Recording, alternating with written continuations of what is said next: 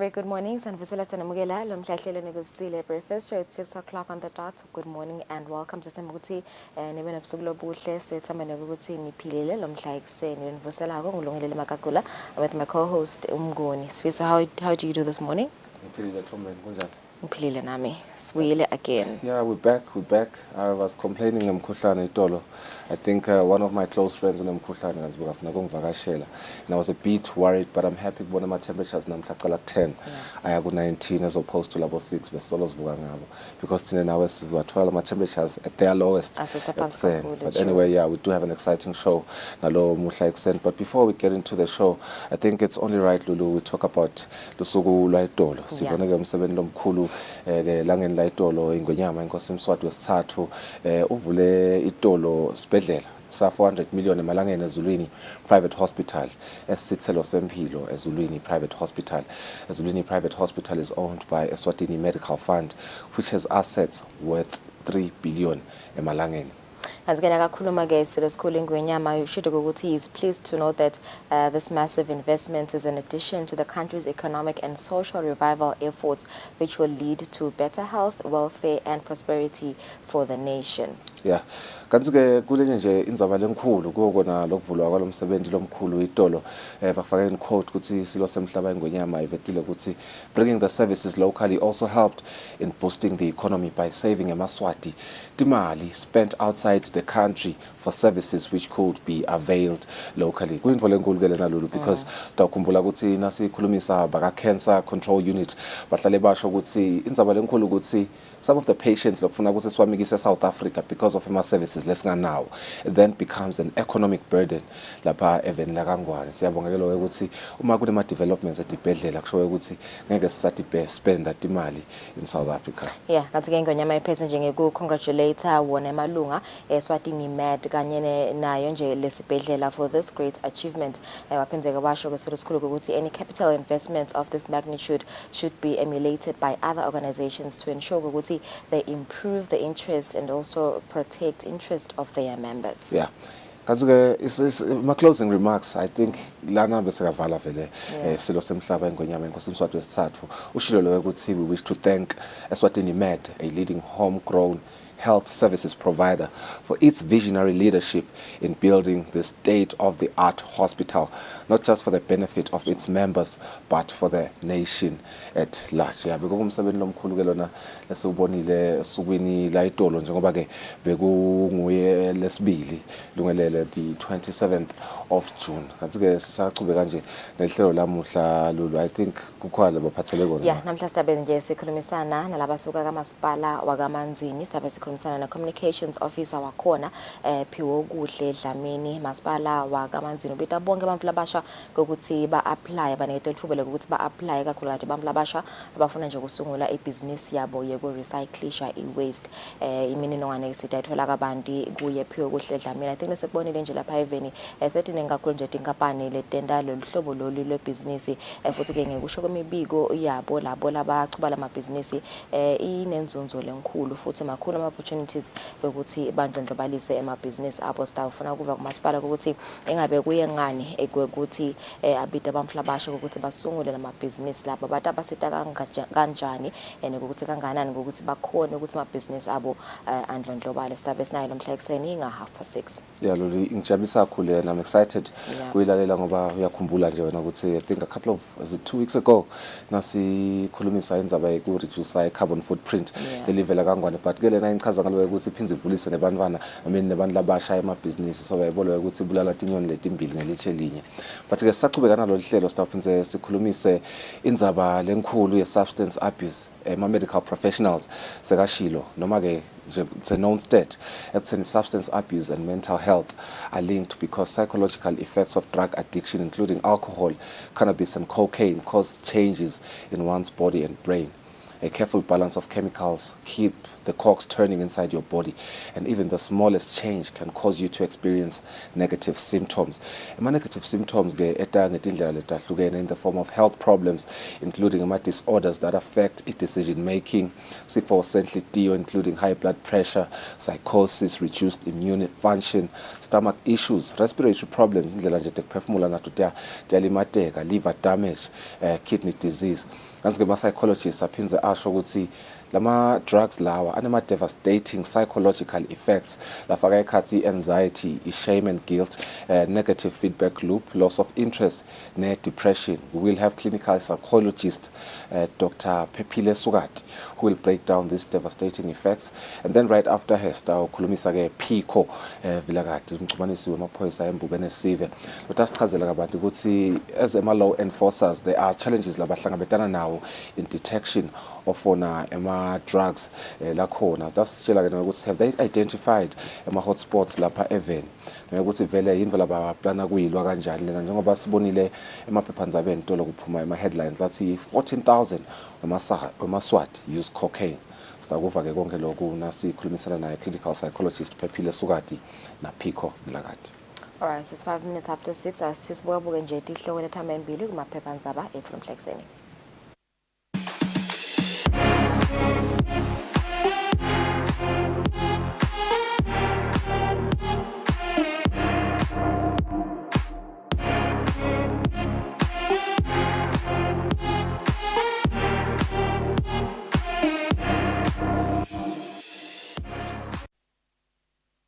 Alright, welcome back. Sicala nge-Times of Eswatini kubuka ema-news headlines lomhla ekuseni.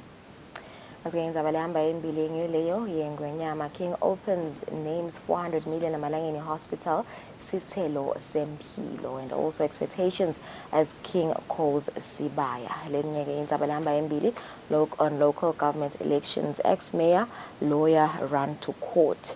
Lenyeke lihamba embili get free condoms at your doorstep. 11% raise for retail workers permanent post. Ngito lihamba embili lomhla ekuseni.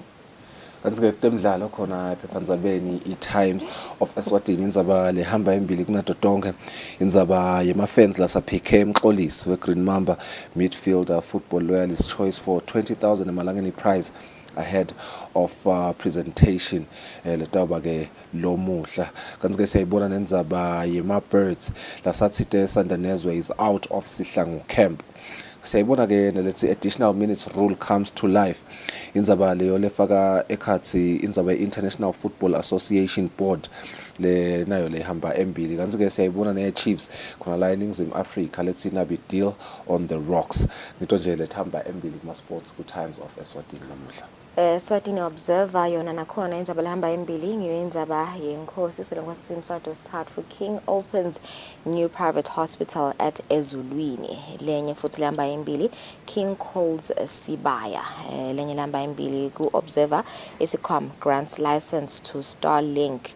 Lenye ke lehamba embili nakhona CMS audit will be concluded ngekusho kwa AG. Azikugcina lehamba embili ithi public praises Mathapa traffic officer. Yeah, kanzi kutemidlalo Eswatini Observer lehamba embili kunato tonke indzaba yeMoneni Pirates Management Committee le item yayo of office has elapsed. Sebayikhulumisa-ke ukuthi ilapsa kanjani nato tonke nje indzaba letifaka yona kufika i-end of term yayo iMoneni Pirates Management Committee. Kanti-ke MTN Premier League Awards kuthiwa all is set for wona ima-MTN Premier League Awards, which I believe should be today or tomorrow kuleli viki lesikulo kepha ngiyo nje lehamba embili. Sayibona-ke nalenye lefaka ekhathi Management Committee blows kisses to Bucks family ngelenye lehamba embili. Kanti-ke ekugcina Eswatini United to investigate Mavuso mayhem. Alright, so those are your news headlines from emaphephandaba 8 from Ekuseni. Khona neSwatini Daily News, I believe. Oh yes, neSwatini Daily News. Yeah. Alright, nayo khona indzaba lehamba embili King christens 400 million emalangeni Eswatini Med facility, and also eMaswati summoned to Sibaya. Ngito nje thamba embili I think nje onke amaphephandaba vele alide ngaso leso sesibhedlela kanye. Kanti-ke kuma-sports ikhona Eswatini United lekhona 4 players 3 officials face iban ya 6 months. Ngiyo-ke lehamba embili. Kanti-ke kuleqhamuka ngephandle Manchester United raises annual focus.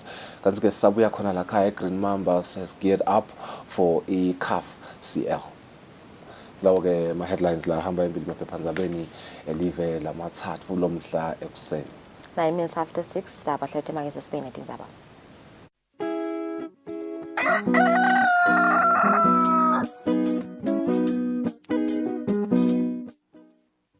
Bukela luhlelo embili kanye njalo ngelisonto ngensimbi yesithupha kusihlwa lapho sixoxa kabanti nalabathi ngetindzaba tenhlalakahle, temnotfo netentfutfuko. Lolu hlelo luveta luphindze lukhulumise-ke imitsetfo, tinhlelo nemigomo yahulumende letfutfukisa-ke sive seMaswati. Luveta ematfuba netisombululo letiletsa-ke inchubekela phambili esiveni. Embili kanye makubete-ke Liswati lelisalela emuva live lisachubekela entfutfukweni leKhonsile.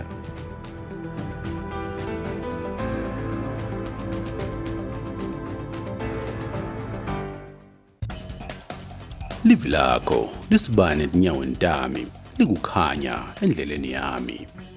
Kasisuyengeka ke sitshitshele ukuthi asiqhubeke sende imikhuba yebumnyama nakabuya Jesu Kristu uyawusikhanza silungile. Kodwa lokuphinziselela lokukhuluma ngako la kuphinziselela ukuthi ngifuna ukuthi babone emandla ekuphilisa uNkulunkulu, babone kuNkulunkulu ukuthi uNkulunkulu has done this. Kasisuyengeka bazalwane ngoba kukhona netimfundiso lesetikhona letithi Jesu Kristu akanawubuya noma Jesu akabuyi, uyabuya. Ngizama ukuthi le faith yethu kayiphelele la kuNkulunkulu ingasheki. Hlanganyela nathi njalo ngensimbi yesishumi ekuseni ngemasonto njalo lapho sibuka livi lenkosi. His word, livi lakhe liyaphila.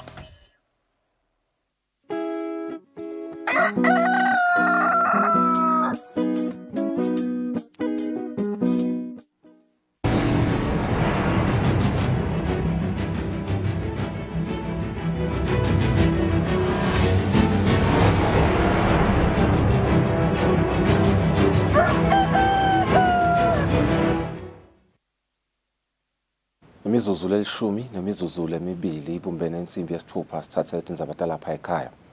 Silo inkosi Mswati wesithathu sithi isibhedlela lesisha iEzwatini Private Hospital sifezela iphupho lelive lekuba nesibhedlela lesisezingeni leliphakeme sekwendlulisela labagula kamadima. Ingwenyama iphefumule ngesikhathi ivula lesibhedlela eZulwini. Kanti ingwenyama ibusisele isibhedlela ngelibito lelisha lelithi Sithelo Sempilo eZulwini Private Hospital. Umsebenzi wekuvulwa kwalesibhedlela bewubusiswe bukhona bendlovukazi Mhlekazi.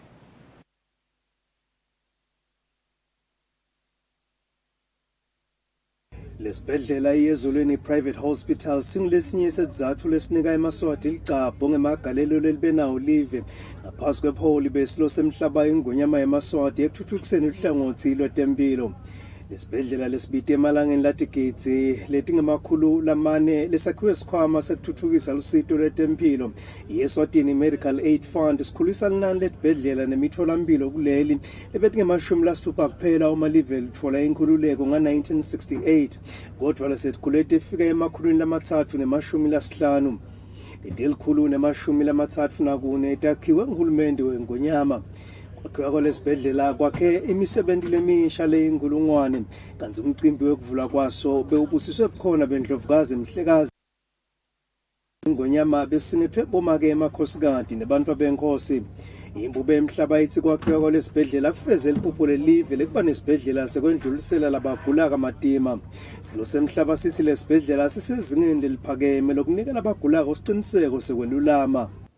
Bekunene njoba kubonakala umsebenzi lomuhle kangaka ukuthi ke na isikhwama sigcineke kahle kuma khona netithelo namuhla ke sila sitobona letithelo letibonala ukuthi sesibhedlela se-referral lebe kusolo sikhuluma ngaso kangwane ukuthi kufanele kube ne-referral seyiqhamukile ke iEswatini Med naso sibhedlela la kubonakala khona ukuthi ke sekwakhiwa i-referral lengiyo nembala ngoba nasihamba lapha kubonakala ukuthi cha i-referral isibili ebekunene.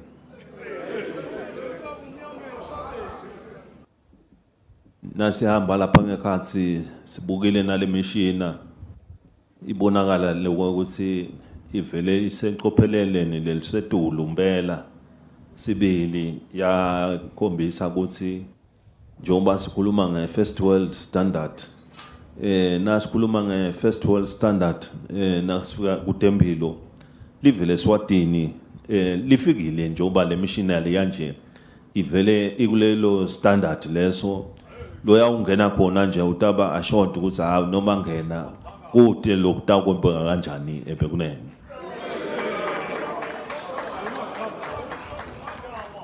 Ingonyama eMaswati ibusise lesibhedlela ngelibito lelisha. Bebangicelile ke ukuthi nembala njoba lesibhedlela sisisha ushothi ngumntwana lomusha lotalwako ekutheni ngisiphelgama lesitawubonala ukuthi sesitabaligama lesitawuvele satiwe nangaso bekunene.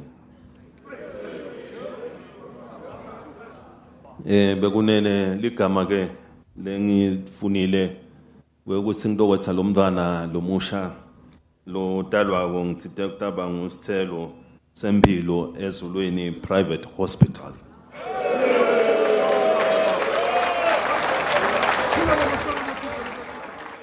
Mvunankulu Cleopas Dlamini udumise lichaza ledlalwa lihlangothi lolutimele ekuthuthukiseni tempilo kuleli. Njengoba ke silo school namhla sesivulele inkosi seyivulele umsebenzi lona phinze kube ngilowa lelivikile liphelile na ungaphinza ubuke lama measures of development kusi le level map angigabathi silo school ukuthi lingacanvas elithuthukile kunaloku longabekisa ngako nabomakhelwane. Kuyabongeka silo school ukuthi i-private sector ifake isandla lesikhulu kangaka ku-developer tempilo. Sihlalo welibandla labacondzisi sosikhwama i-Eswatini Medical Aid Fund semidlamini uthi kutikhandla kwengonyama ekuthuthukiseni naseqiniseni tempilo kube umkhombandlela lofakele lesikhwama ligcozi lwekusukumisa lo msebenzi walesibhedlela. We have seen the great strides, selfless sacrifices, and local and international action you continue to pursue, Your Majesty, in the quest to ensure a strong healthcare system, increase coverage and accessibility, and enhance quality of essential healthcare services for all eMaswati. Bayethe, wena waphakathi, inspired by your efforts, Your Majesty, as Swazimed and by extension, Ezulwini Private Hospital, we will continue to deliver an exceptional healthcare experience with compassion, driven by inspired people, an unwavering quality focus, strong partnership, and deliver innovative solutions. Umphathi we-Eswatini Medical Aid Fund Peter Smilane ucele amakhosi elive ukuthi aqinise ukuthuthuka kolihlangothi lwelisito lwetempilo medical aid industry ukuthi kushaywe umthetho lotawengamela kusebenza kwalo.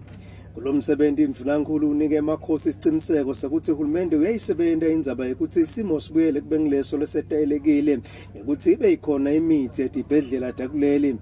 Lobika kwethu indzabeni ngisandile Makhanya Ezulwini. Silo inkosi Mswati wesithathu sasimemetele umhlaba ukuthi uphelele esibayeni elitsitsini ngalwesibili mhla til-11 enyangeni yaKholwane. Simemetelo sesibaya sethulwe indvuna Themba Gininza esigodlweni nekuthunywa ingwenyama. Uyezwana lalela athi nizaba lethume enkosini.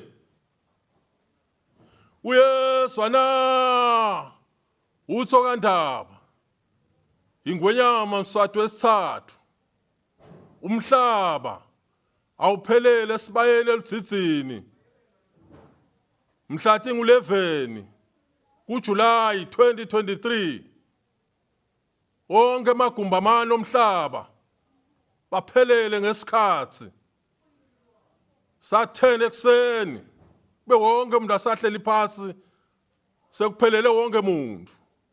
Usho njalo ke Mswati omnyama kulabalithulu unodungandaba sembelelweni unedungandaba semampondweni. Sho njalo kumvemvu wakhe swaselusaseni lo ngahlali phasi wesabathi indvuli. Bayethe wena waphakathi wena ongangezintaba. Timphunga setiphasise umtsetfo losakhankhanywa lohlose kutsi tikhali noma ke tikali temkhicito wakuleli tihambisane naleto temhlaba. Indvuna yaleli tiko Manqoba Khumalo itsi ngalomtsetfo live kutfutfukisa tekutsengiselana kutfutfuke nemnotfo welive. Tisachubeka nemsebenti wendlu lehloniphekile ngemsombuluko Timphunga sihlalo welikomiti lelibuke kusebenta kwelitiko letemabhizinisi nekutsengiselana khona etimphungeni. Imphunga Alberto Samuels asekelwe imphunga Winnie Nxumalo ucele Timphunga kutsi temukele umbiko walelikomiti ngemtsetfo losakhankanywa lohlose kutsi tikali tekukala imikhicito yelive tihambisana naleto temhlaba i-Measurement Unit and Measurement Standards Bill. Lesinye siqephu salomtsetfo sithi lelitiko litawusungula luhlangothi letawubuka kukaleka kahle kwemikhicito yelive i-National Metrology Institute. Indvuna yelitiko letemabhizinisi nekutsengiselana Manqoba Khumalo yetfulele Timphunga tichibelo talomtsetfo netincomo tendlu yabayesikhulu.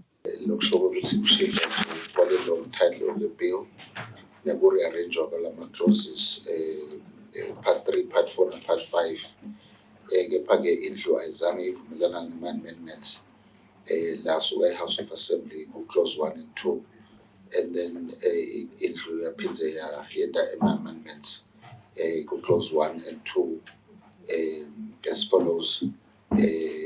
Bashintsha unyaka lothi 2020 sake sithi 2023 ngoba yebo yathembiswa ngo-2020 lendlu likaphasa lesibita ukuthi ya 2023 ngesizathu sokuthi khona iphasa naku-clause 2-ke i-definition ya-minister yashintsha kuthiwa minister responsible for measurement unit and measurement standards and then naku-2A kudeleta le-interpretation ya-National Metrology Institute siyireplace-ke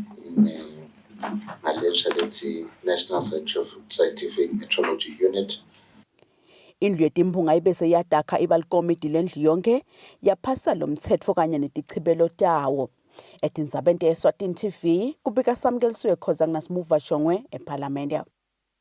Indvuna yelitiko letekulima Jabulani Mabuza itsi umtsetfo losakhankhanywa lohlose kutfola tinhlanyelo letinsha i-seed and plant varieties utawulisita live kukhicita kudla lokwanele. Indvuna beyikhuluma ngesikhatsi Timphunga titsingitsa imigomo yekusebenta kwalomtsetfo. Titsena tichubeka nemsebenti wendlu welisuku Timphunga ngemsombuluko. Imphunga umfane Nkosi Magudulela uphakamise sishukumiso leside satiso endlini lesithi Timphunga titsingitse temukele imigomo yekusebenta kwemtsetfo lobuke kutfolakala kwetinhlanyelo letinsha i-seed and plant varieties regulations. The seed and plant variety amendment regulations iphathelene Madam President nekutfolwa kwetinhlanyelo letinsha ukuthi nangabe sekunelihlotshana lwenhlanyelo losolitfolakele kulamave lawa etina njana imihlangano letimbili yekucala nguSadak Madam President yesibili nguKhomeza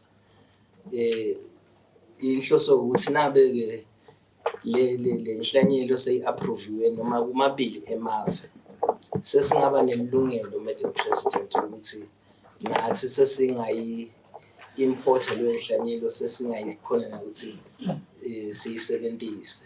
Indvuna yelitiko letekulima Jabulani Mabuza ichazele Timphunga kutsi live litawuzuza kanganani ngakutiphi futsi tinhlangothi ngale migomo. Lama bekusengaka alayinwa lokuthi nase lento seyiphasile emaveni langu-1 no 2 or 3 ayisale ivumeleka nje live seliyawudibukela lona ukuthi liyayiprefera noma ayiprefer. So in general lama regulations akanjani bese sivele sisebenzisana ke naSadak but still kusenalama complications but nyalo sesinclude nakhomeza le tinhlanyelo lokuthi sivule mbungalehloniphekile sendela bona addressa lendzaba ye-food security. Timphunga bese tayiphasa lemigomo tanxusa kulelitiko letekulima ukuthi lisebentele kukhicita kudla lokwanele eveni nekuthi ligadze kutsi tinhlanyelo tesintfu atilahleki. Etindzabeni Eswatini TV kubika samkeliswe khoza nginasimuva Shongwe eParliament. Indvuna yetemabhizinisi Manqoba Khumalo itsi kungumgomo welitiko letemabhizinisi kutsi bosomabhizinisi labancane nalabasemkhatsini basebente kahle futsi bakhona nekutfola timali tekukhulisa emabhizinisi abo. Indvuna beyikhuluma eMountain View nakugujwa lusuku lwabosomabhizinisi labancane kanye nalabo labasemkhatsini i-World MSME Day. indvuna iphindze yasukumisa incwadzi lekhuluma ngemisebenti yabo iDiscover Eswatini. Ikhuluma nakugujwa lusuku nekubaleka kosomabhizinisi labancane labasemkhatsini, indvuna yemabhizinisi Manqoba Khumalo ithi litiko letemabhizinisi litimisele kubasekela ngayo yonke indlela abosomabhizinisi labancane nalabasemkhatsini kuteke bakhule. Indvuna ithi-ke bahlose ukuthi bente kube melula ukuthi bathole timali tekucala nekuchuba emabhizinisi abo. We are really committed as government to create a policy and regulatory framework that's going to support this growth. And one of the few things that we are doing is the passing of a bill that we call the Citizens Economic Empowerment Bill. And it will speak to some of what Kulegani was speaking to just now in terms of the frustrations that you guys face when you're starting a business. Robert Adam wenhlangano yemava labamhlophe uthe bayabasekela abosomabhizinisi labancane nalabasemkhatsini ngaleyo ndlela labangabasekela ngayo. Kanti-ke lokukhulumela umphathi webhizinisi Eswatini Mbuso Zacolo uthi nabo bayadama ukuthi bakhe budlelwano emkhatsini wabosomabhizinisi labancane nala sebakhulile ebhizinisini. Khulekani Msweli yena-ke lokukhulumela bosomabhizinisi laba basemkhatsini uthe bondla imindeni yabo futhi-ke baneligalelo labalifakako emnothweni welive kungako-ke bayakudinga kusekelwa. So many small businesses are being shut. They are being auctioned, which is not fair. It's not at all pleasing to us within the micro enterprises. It's not because the business owners have failed or they don't know anything about business, but it's because at times they cannot fulfill their credit obligations. Kubeseke kusukumiswa nencwadi yatiwa ngeDiscover Eswatini lekhuluma ngemisebenzi yabo-ke bosomabhizinisi labasemkhatsini etindzabeni ngengiyani Msibingi naSimuva Shongwe eMountain View eMbabane. Lusuku lwemaphoyisa nekuphotfulwa kwawo lebekumele lubanjwe mhla ti-7 kule nyanga letako seluchubelwe embili. Lokhulumela emaphoyisa Superintendent Phindile Vilakati ucala labatfole emakhadi esimemo ukuthi bawagcine. Ngamaphoyisa singacela kwatisa labo labamenyiwe ku police day yethu. Siyakhumbula ukuthi emakhadi besaphumile lamema tivakashi tengwenyama phindze ameme batali balama recruits la pass out kulomnyaka. Singacela nje kusatisa leso sive ukuthi sekube nelishintsho noma sekube ne postponement kuchutshelwa kumhla ka-21 July lomsebenzi.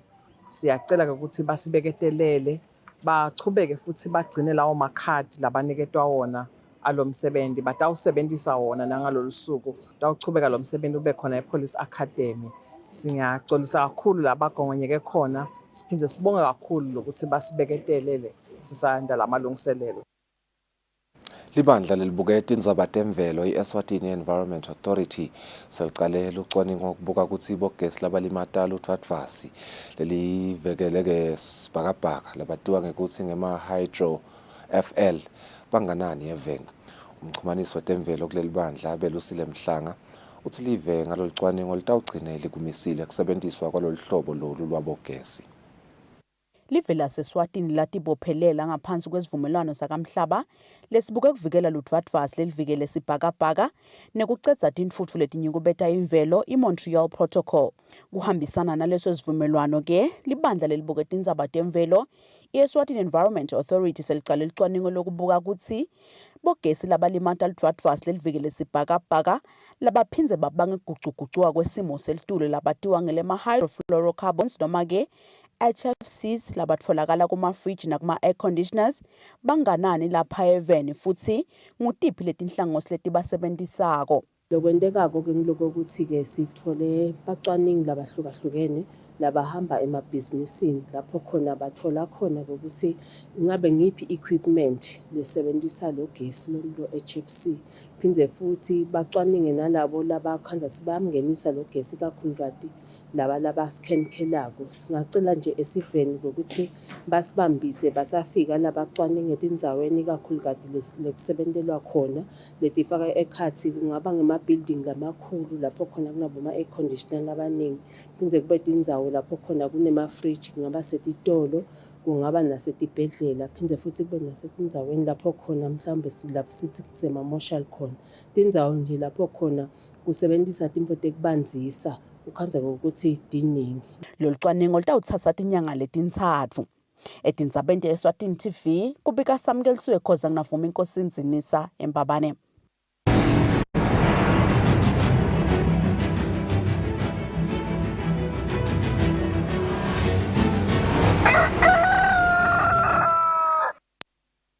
Kutemidlalo mengameli wenhlangano yemidlalo ema-Paralympics lekuyimidlalo yebantu labakhubatekile lapha eveni Madalitso Mthine uthi imihlangano lehlukahlukene yemidlalo yema-Paralympics lebayingenele emadlulile ibanike umsebenzi wekuhambisa embili indzaba yokuthuthukisa imidlalo yema-Paralympics lapha eveni.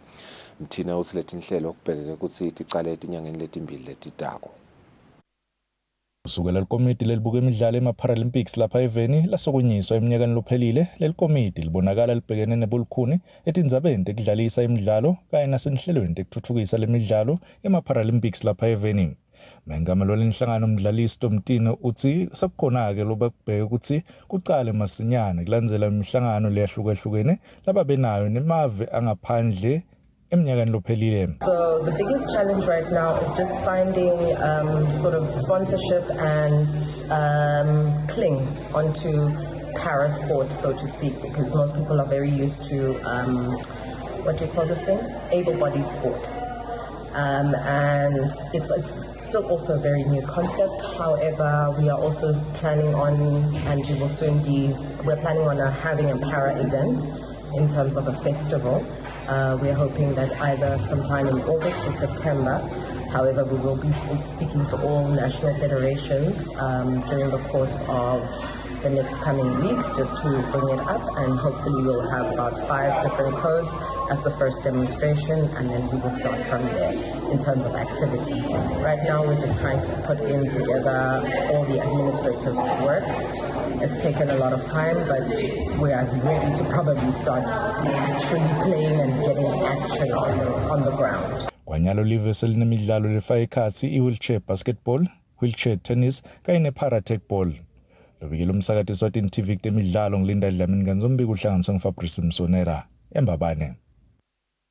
Betingako talapha ekhaya sithatha simo selitulo sibahlola imarket nasibuya longelele ukukhulumisa bakaManzini Municipal Council.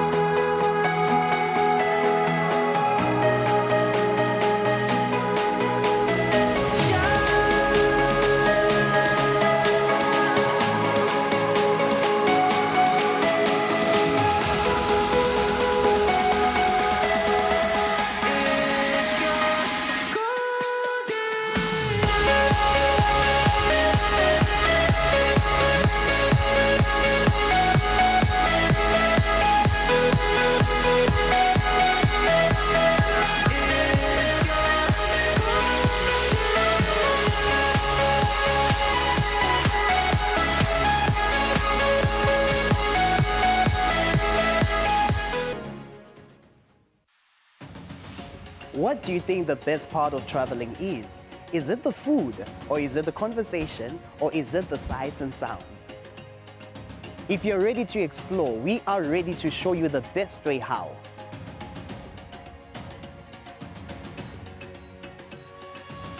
We'll give you access to the best. Council of Manzini is calling on all young people in Manzini between the ages of 18 to 35 with a dream of starting a recycling business to submit their proposals to be supported by council.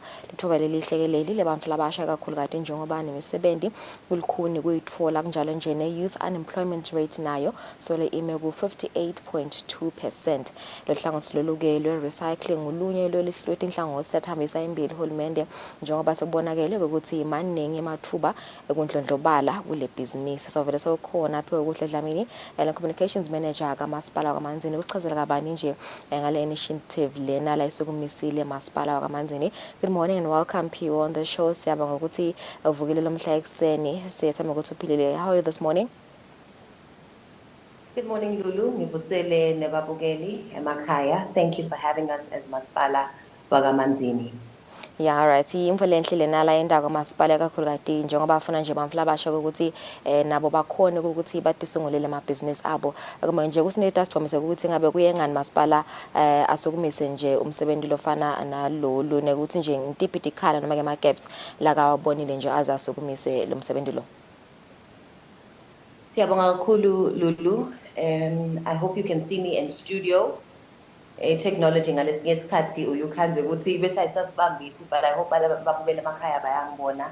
With the Ngiyacela nje Phiwe ukuhlaba lume insida uthatha nje ikhefu kancane babukeli kwangathi kukhona kumele sikulungise siyabuya khona manje.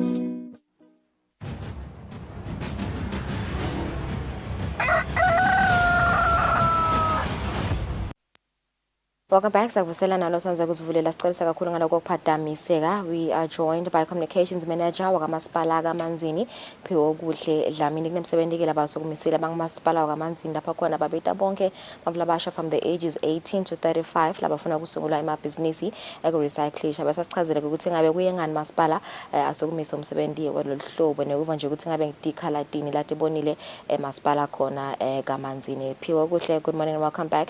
Bosasichazela ukuthi ngabe mhlambe yini bumcuka nje labonile masipala ngekusukumisa lo msebenzi. Sibonga kakhulu Lulu, sibonga nekumbukeli ekhaya. Masipala ke wedolobha la kaManzini akaqali kusebenzisana nabantu labasha Lulu. Sitawukhumbula nje ukuthi tiningi inhlelo lesinato masipala wakaManzini letisebenzisana nabantu labasha. Ngoba siyati ukuthi likusasa kanye nentuthuko yedolobha la kaManzini lisetandleni tebantu labasha. Kungako ke kumcuka ukuthi siba involved in a lot of the initiatives, sibanike ke siba capacitate and start to position them as the agents of change and development in the city.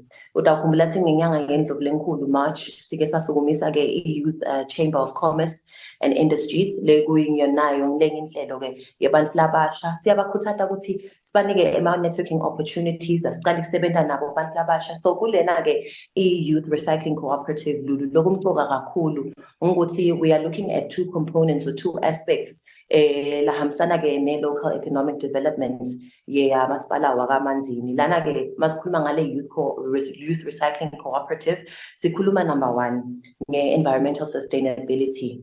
Njengoba wadi ukuthi idolobha la kaManzini is transitioning towards a smart city. All our efforts right now are focused on positioning the city as a smart city.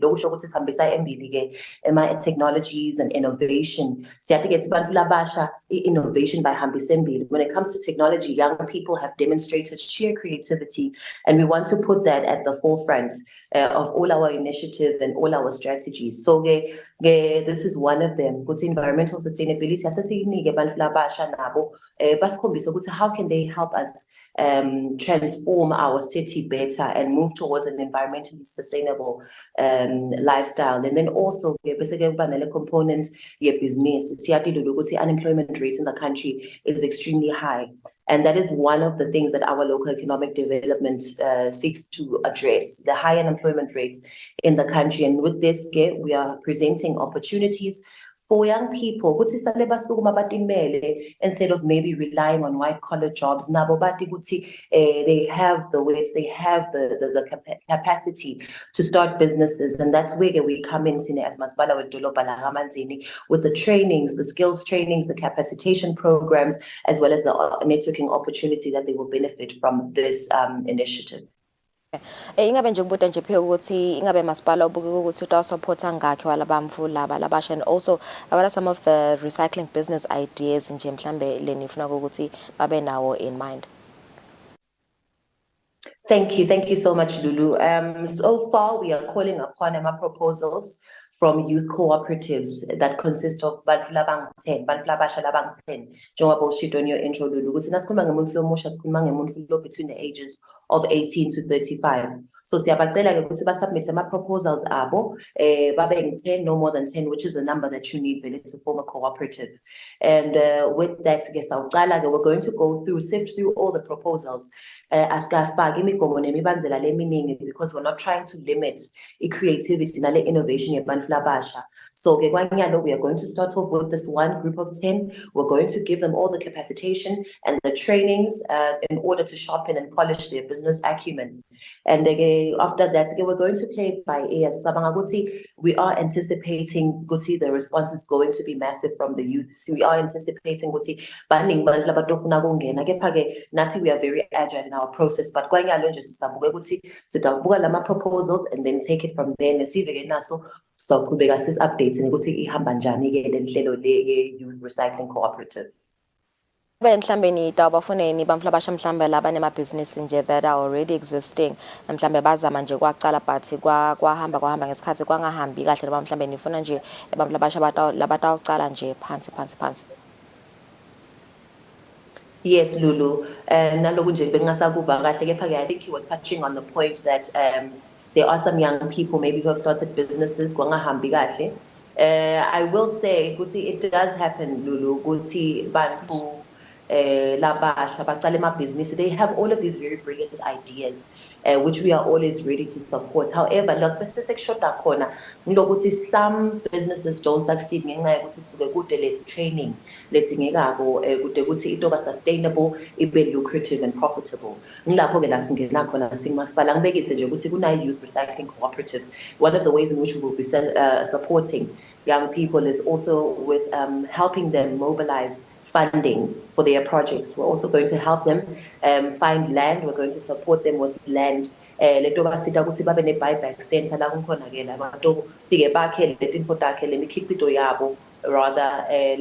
it can be anything from accessories, it can be furniture. People have gotten, especially young people, have gotten very, very creative with the kind of things that they produce with recycled waste. Recycled material they use, plastic, paper, all of those things. We're very excited to see what young people are going to present through this cooperative, through this initiative. All right, so lastly, JP, when is the deadline to submit these proposals? Do they come physically at your offices? There's an email up proposals up. Thank you very much, Lulu. We encourage Bantu Labasha to submit my proposals abo la hambisana ne one-page motivational letter. Still a proof of residence, certified copies of the ID. Submit civic offices Masipala Manzini, Engwane Street, no later than 24 July, 12 p.m. I-deadline yethu-ke ithi 24th of July, no later than 12 p.m. All right, thank you so much, Pio. Saseme ukuthi bamlabasha laba interested, they will do so. Basubmit ama-proposals abo. Simakho nje ukuthi nanini ngumasipala nibambisene nabo bamlabasha. Thank you so much for joining us, Pio. Have a good day. Thank you, Lulu. Have a good day. All right, Simbukeli besikhulumisana naye communications manager kamasipala wakaManzini. They are calling on all young people between the ages 18 and 35 laba fisa ukucela amabhizinisi eku-recyclisha. But more information atfolakala kuma-social pages abo. Kumanje let's take a break nasibuya sitawubuya ne-clip yaka-WHO basichazela kabanti nge-influenza ukuthi ngwadivikela kanjani ukuthi ungakhoni ukuthola i-flu.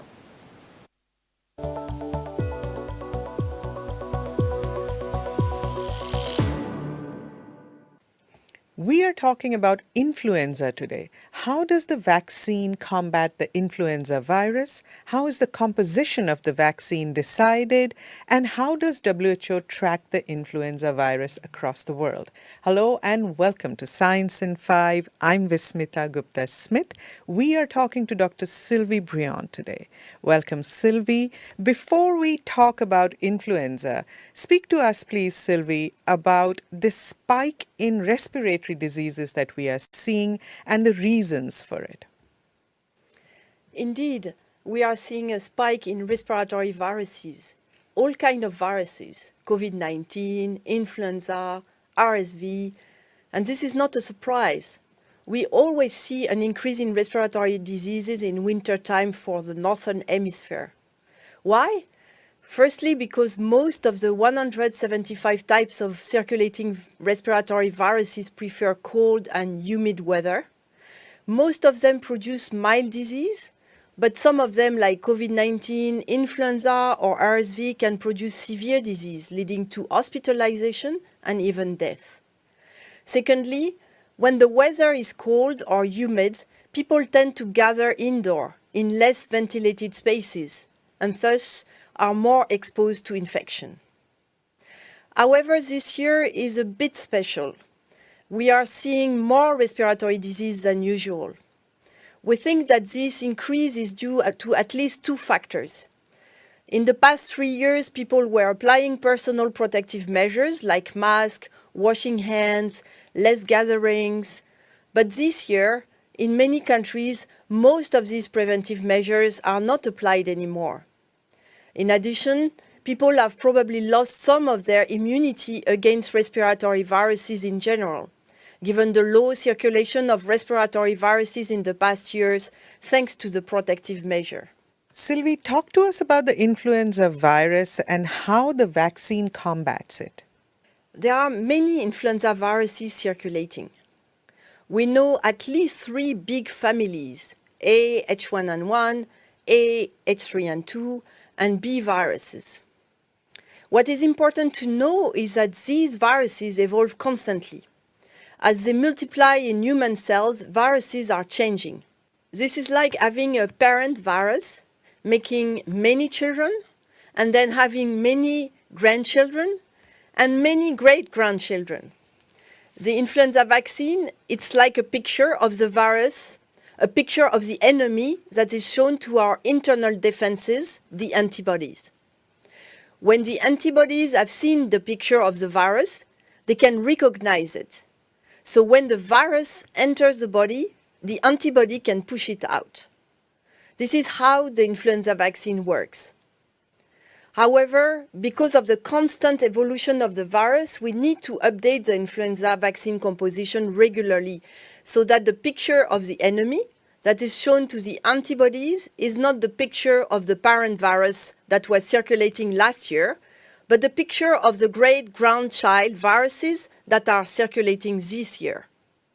Sylvie, speak to us about how WHO tracks the influenza virus across the world and how is the composition of the vaccine decided?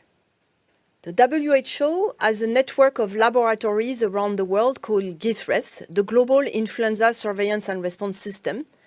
This network is composed of more than 150 laboratories in 137 countries.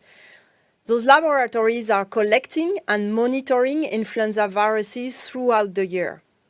The collected viruses at the national level are then sent regularly to WHO collaborating centers for global assessment.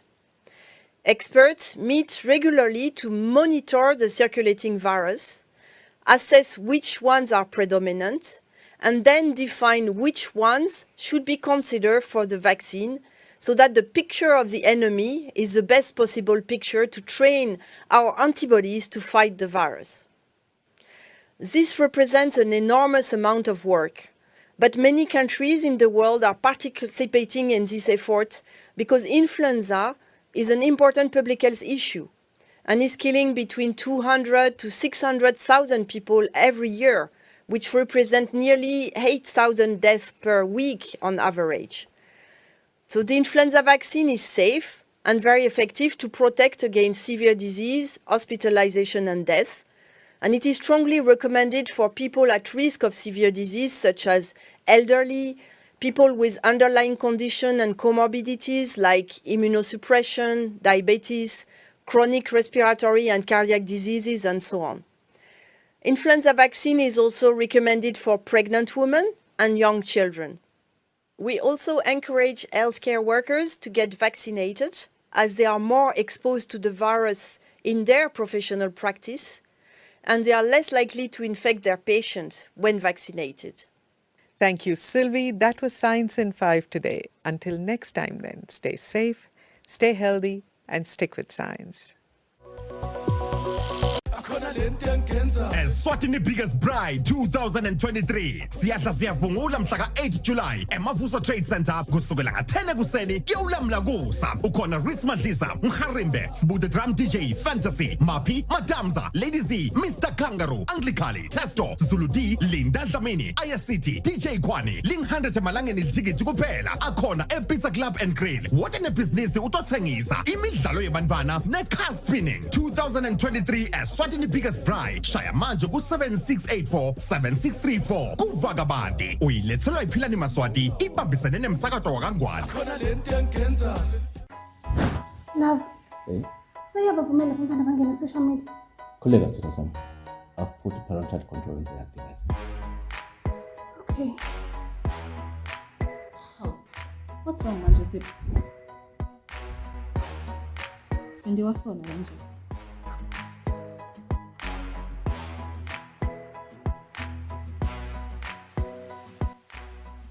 Let's report this account.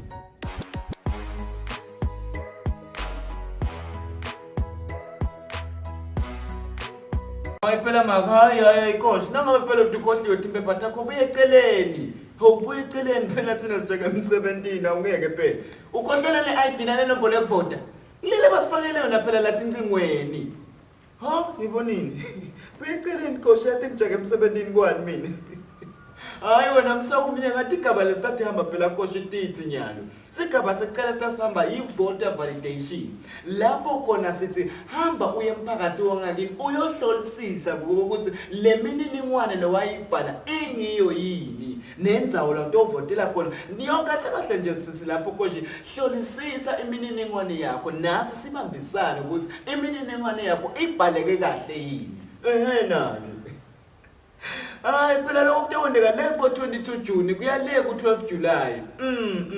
Yebo bese ke sigaba lesilandzelako sey-nomination coach lapho khona kubheka ukuthi ngenkundla inominate lokungenani bantu labacala 3 kuya ku20 kuze ke umuntu anqonye kufuneka lokungenani abe nemavoti lang10. Ngiyahleka yini abafana babe ngoba ngithi nje lekhaya selisendvo ngitawungena nje ngigijima nonyaka simfaka umuntu lo kakake wasendela lutho asimfaka acele ama projects ngokuya phuma ikosha. Yanti la tindzaweni kulama communities sifayisana nema problems imbamba sithi ngama solution bamba. Yebo koshi. Hayi kahle phela benguye kulandzela yena mkhulu ngicela ufake yena. Yebo bekacela ukuthi ngimbambele kulandzela yena. Bese ke sigaba lesilandzelako senama primary elections. Wona ke lama primary elections atewondeka lebo 26 August 2023 phela koshi. Bese ke lokulandzelako senama secondary elections lapho khona wona atawuthatha lebo 29 September 2023. Ngiyahleka indembala baba ngoba lamkhatheseni kwama-primary nalama-secondary kutabe kune-campaign process. Lokusho ukuthi umfufuna kade itshengisa ukuthi wakhiwe ngani. Sitawufa amakabishi nani. Okulandzela mina. Ngiyabonga sisi. Lo mlayeto nolethelwa baka EBC, Elections and Boundaries Commission of Eswatini.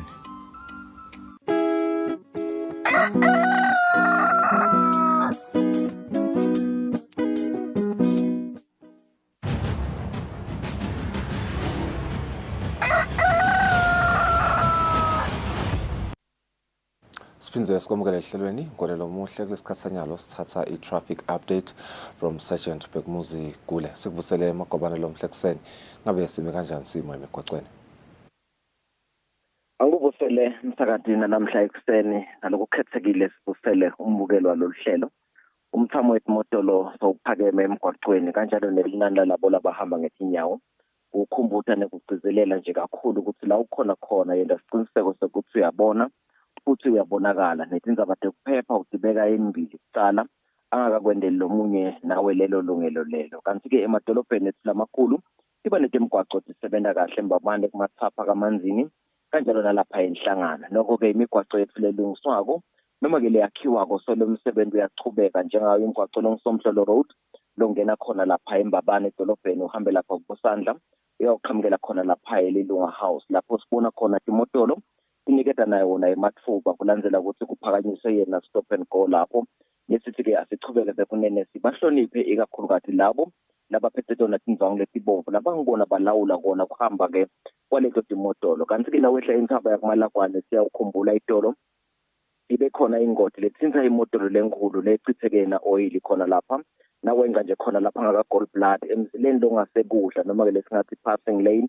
noma ke lesitayile ukuthi overtaking lane. Sibekile ke leso timpawu kanti ke futhi kuthelena na umhlabathi loyimpuphu sodas lophuma khona phela emaplangweni kwenda ukuthi kumunyeke lona oil longahle kube ingoti khona lapha phansi. Usasibona ke leso timpawu ungumshayeli siyakukhuthaza lokusilingephise litubane lakho kuleyo ngcingwana leyo. Nekuveta ke emalangeni lamahle ukuthi lokunye lesikubhekile lapha endasesikole saseBhahayi sigadile ukuthi namuhla nakuphakama lona lilanga kutaba nesikhashana lapho kutawuthi umgwaqo wethu khona uvaleke umzila longasekudla kulandzela ukuthi nakwakhiwa wona umgwaqo kubheka leto tikoti basabe benda tabakete kuvala leto tikoti kulomzila longasekudla lesi sinakhona bashayela bachubeke bashayele ngalokukhulu ucophelela. Nemgwaqo wethu kulobheka inhlangano losuka khona lapha emhlaleni umgwaqo lo MR9 nakuloyo mgwaqo loyo bekunene sigadile ukuthi kuchubeke umsebenzi lapho nakhona kuna stop and go lophakanyisiwe lapho. Siyakhuthaza ukuthi bashayeli bahloniphe bashayele ngelitubane lengilona lona leliyawena ukuthi labanye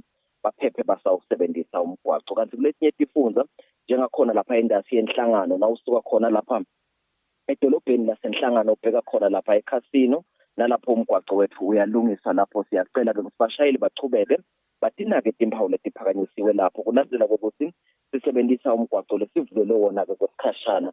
Bashayeli ke bayakhuthaza ukuthi bashayele ngalokukhulu ukucophelela kuleyo ngcingwana leyo. Kanti letinye tifundza imfuyo solo iyabonakala asigcizelele nje kakhulu lokunene siyawukhumbula ukuthi live linemsebenzi lomkhulu ikakhulukazi masuka khona lapha esikhuphe lapho sibhekile ukuthi isivakashi live siyawuhamba ngalokukhulu kuphepha ikakhulukazi nasiyawukhweshisa yona imfuyo ngabe kumfuyo uyakukhuthaza ukuthi imfuyo akayikhweshise emgwaqweni. Nasi sawuchubeka sendele lokufanele nalabo lesibambisene nabo kwena siqiniseko sokuthi imfuyo iyakhweshiswa emgwaqweni ngendlela leya wena ukuthi sive siphephe sisawusebenzisa umgwaqo. Siyakhuthaza nje kakhulu bekunene ukuthi iso lakho alibe ngelikhaliphile njalo usawusebenzisa umgwaqo wena siqiniseko sokuthi uyanaka kakhulu njenesiqiniseko sokuthi siyayihlonipha nemithetho yomgwaqo ngaso sonke isikhathi. Ngikufisela ukusebenza lokuhle saqhubeka nemsebenzi wakho naso sive semaswati sisifisele lona ilanga lelihle naleliphephile sisawusebenzisa umgwaqo. Siyabonga.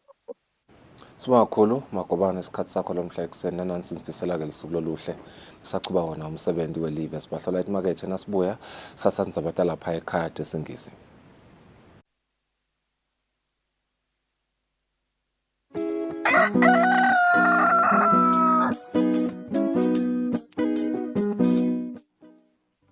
Bukela luhlelo embili kanye njalo ngelisonto ngensimbi yesithupha kusihlwa lapho sixoxa kabanti nalabathi ngetindzaba tenhlalakahle, temnotfo netentfutfuko.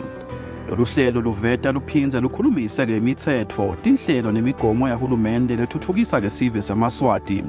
Luveta ematfuba netisombululo letiletsa-ke inchubekela phambili esiveni.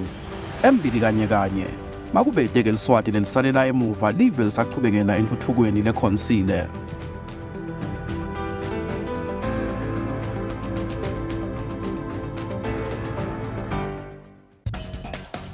Live lakho lisibane tinyaweni tami likukhanya endleleni yami.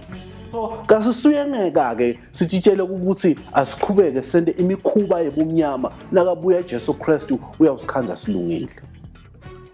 Kodwa lokuphinziselela lokukhuluma ngako la kuphinziselela ukuthi ngifuna ukuthi babone emandla ekuphilisa uNkulunkulu, babone kuNkulunkulu ukuthi uNkulunkulu has done this.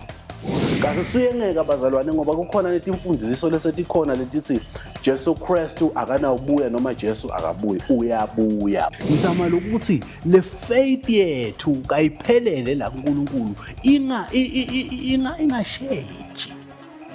Hlanganyela nathi njalo ngensimbi yesishumi ekuseni ngemasonto njalo lapho sibuka livi lenkosi. His word, livi lakhe liyaphila.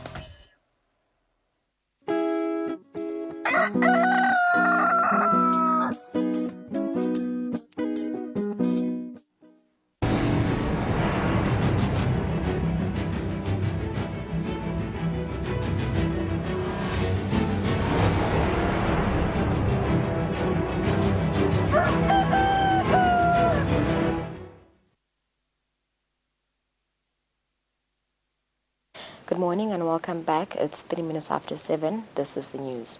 His Majesty King Mswati III has hailed the establishment of Eswatini private hospital as a dream come true for the country, as it has always envisaged having a state-of-the-art referral hospital. His Majesty was speaking when officially opening the hospital in Eswatini. The King christened the health facility with a new name, Sithelo Sempilo Eswatini Private Hospital. Her Majesty the Indlovukazi also graced the event. Eswatini Private Hospital is another reason why eMaswati can stand tall and be proud of all the milestones that the kingdom, under the leadership of His Majesty King Mswati III, has achieved in the healthcare sector. The 400 million Emalangeni 100-bed state-of-the-art hospital, which has been built by Eswatini Medical Aid Fund, is a proud addition to the number of healthcare facilities in the country. Between 1968, when the kingdom gained independence, and now, the number of healthcare facilities has increased from 60 to nearly 350. 134 of the facilities are owned by His Majesty's government. The new hospital has created 1,000 new jobs, and its official opening was graced by the presence of Her Majesty the Indlovukazi, Emakosikati to His Majesty the King and their Royal Highnesses, Bantu Benkosi. His Majesty the King says the hospital is a dream come true for the country, as it has always aimed at having a state-of-the-art referral hospital. Bekunene njoba kubonakala umsebenzi lomuhle kangaka ukuthi ke na isikhwama sigcineke kahle kuma khona netithelo namuhla ke sila sitobona letithelo letibonala ukuthi sesibhedlela se referral lebe kusolo sikhuluma ngaso kangwane ukuthi kufanele kube ne referral seyiqhamukile ke iEswatini Med naso sibhedlela la kubonakala khona ukuthi ke sekwakhiwa i-referral lengiyo nembala ngoba nasihamba lapha kubonakala usicha i-referral isibili ebekunene.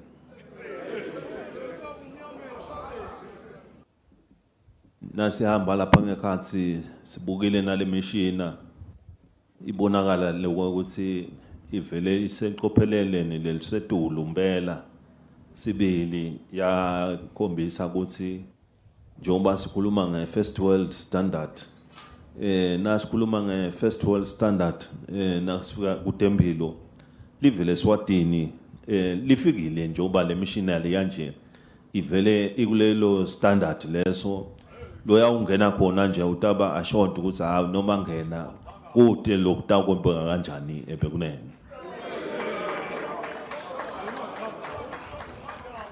His Majesty christened the hospital with a new name.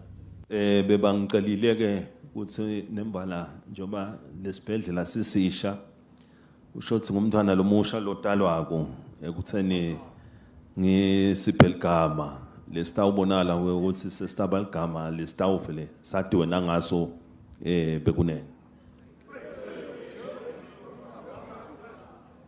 Bekunene ligama ke lengifunile ukuthi ngitokwenza lo mntwana lomusha lo talwako ngithite kutaba ngusithelo sempilo ezulwini private hospital.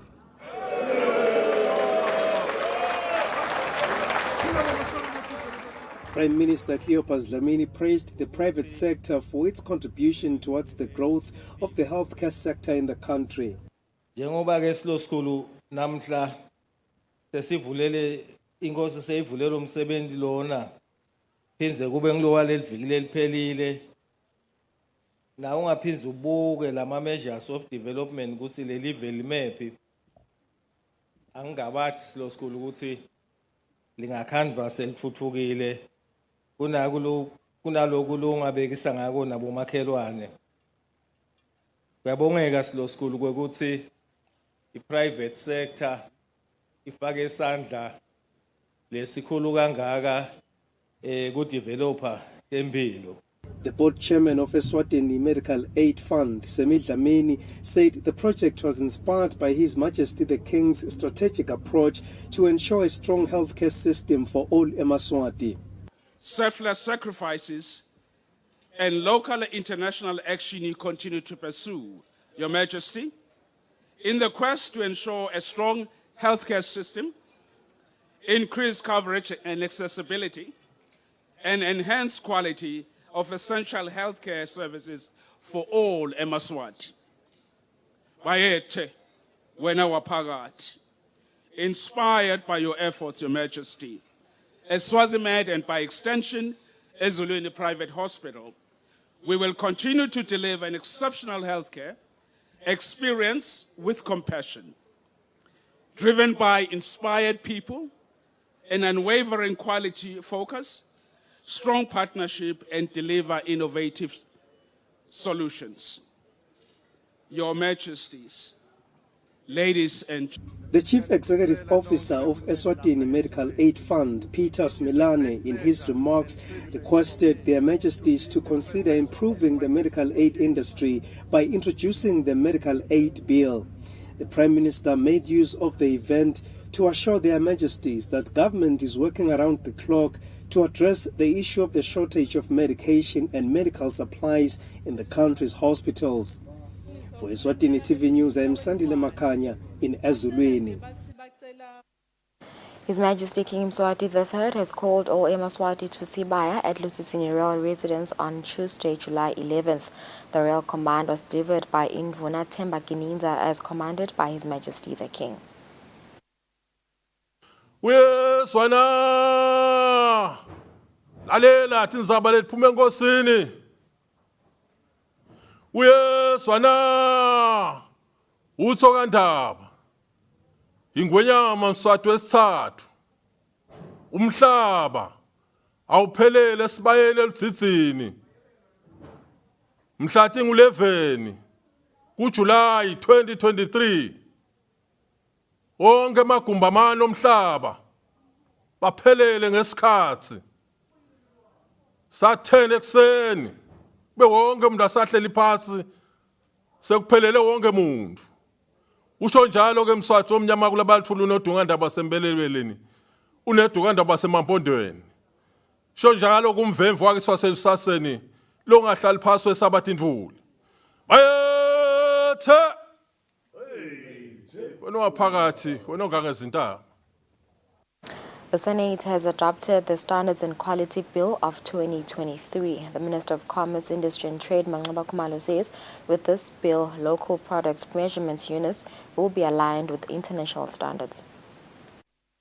When the Senate convened for parliamentary work on Monday, Chairperson of the Ministry of Commerce Portfolio Committee in Senate, Senator Alberto Samuel, seconded by Senator Winnie Lengumalo, moved that the Senate adopt the committee's report on the Measurements Unit and Measurement Standard Bill of 2023.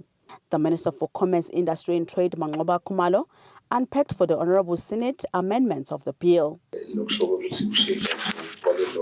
of the bill, rearrange of the clauses, part 3, part 4, and part 5. Influence amendments. Last House of Assembly, clause 1 and 2, and then influence amendments, clause 1 and 2, as follows. Bashijumiyaga lots 2020, Sagasiti 2023, Mobayebo, Yatebishon 2020, Letwilling Pasa, ya 2023, as is absolutely Kona Pasa. Now close to the definition of minister. Minister responsible for measurement unit and measurement standards. And then the W2A would delete interpretation and National Metrology Institute. So replace again in National Scientific Metrology Unit. The Senate then passed and adopted the Measurements Unit and Measurement Standard Bill of 2023 with amendments. Reporting for Eswatini TV News, I'm Samgal Suekoza with Zimova Shongwe, Parliament. The Minister of Agriculture, Shablan Mabuza, says with the seed and plant varieties regulations of 2023, food production will be improved and eliminate issues of food insecurities. Senator Prince Makutvulela has raised a motion without notice in Senate for the debate and adoption of the seed and plant varieties regulations of 2023 in terms of Section 253 of the Constitution of the Kingdom of Eswatini. The seed and plant variety amendment regulations, Madam President, nekutfolwa kwetinhlanyelo letinsha kutsi nangabe sekunelihlotshana lwenhlanyelo losolutfolakele kulamave lawa etinanjana etinhlangano letimbili yekucala nguSADC, Madam President, yesibili nguCommerce. Inhloso ukuthi nabe le nhlanyelo seyi-approviwe noma kumabili emave sesingaba nelungelo, Madam President, ukuthi nathi sesingayi-import leyo nhlanyelo sesingayikhona nakuthi siyisebenzise. The Minister for Agriculture, Jablan Mabuza, unpacked the objectives of the bill, including addressing issues of food security. Ukuthi naselento seyiphasile emaveni langu-1 or 2 or 3 ayisale ivumele kanje livese liyawudibukela lona ukuthi liyayiprefera noma ayiprefer. So in general lama regulations akanjani bese sivele sisebenzisana ke na SADC but still kusenala ama complications but nyalo sesinclude na commerce le tinhlanyelo lokuthi sivule ngalehloniphekile. The Senate then passed the seed and plant varieties regulations of 2023. Reporting for Eswatini TV News, I'm Samgal Suekoza with Zimova Shongwe, Parliament. The Minister for Commerce, Mangoba Khumalo, says his ministry is committed to create a conducive environment for micro, small and medium enterprises and make it easy to access funds to start and expand their businesses. The minister was speaking during the World SME Day and launch of the Discover Eswatini book at Mountain View Hotel on Tuesday.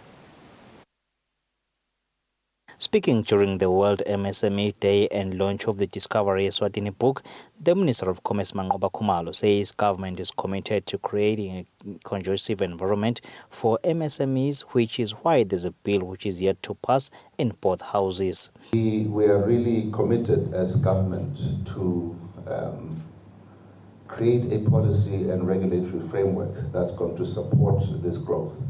And one of the few things that we are doing is the passing of a bill that we call the Citizens Economic Empowerment Bill.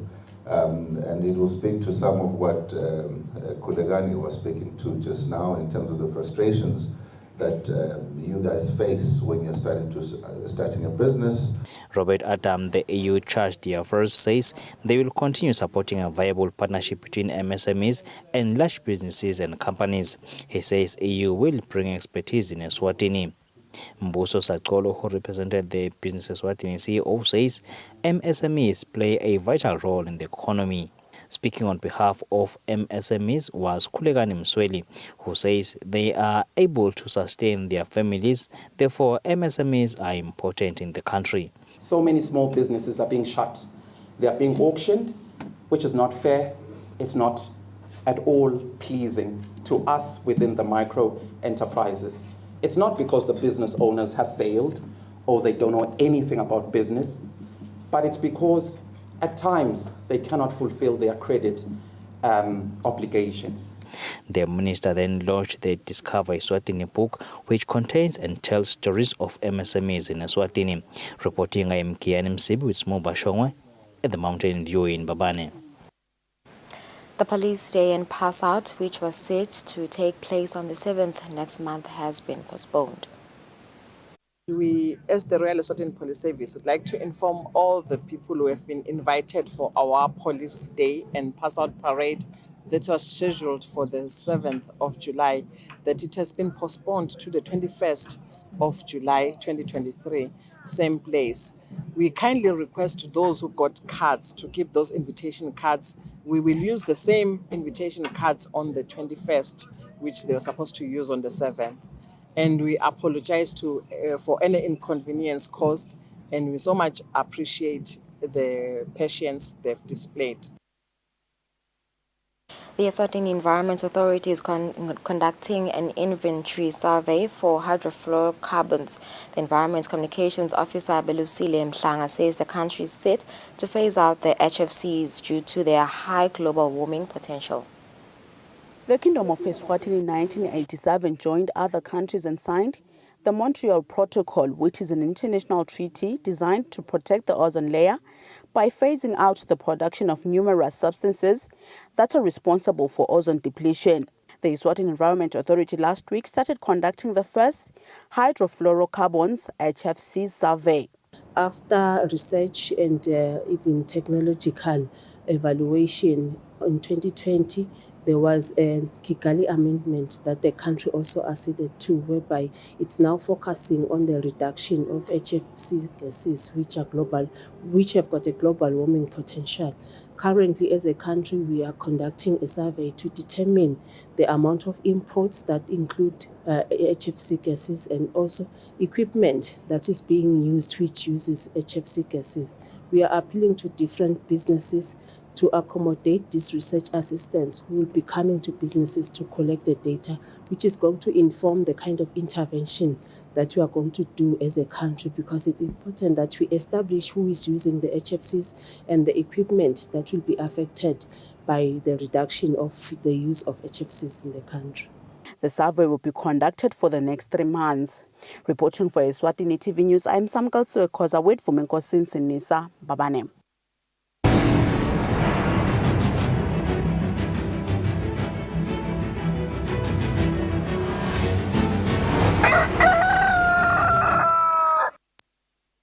It's 7:20. Let's take a look at our sports news.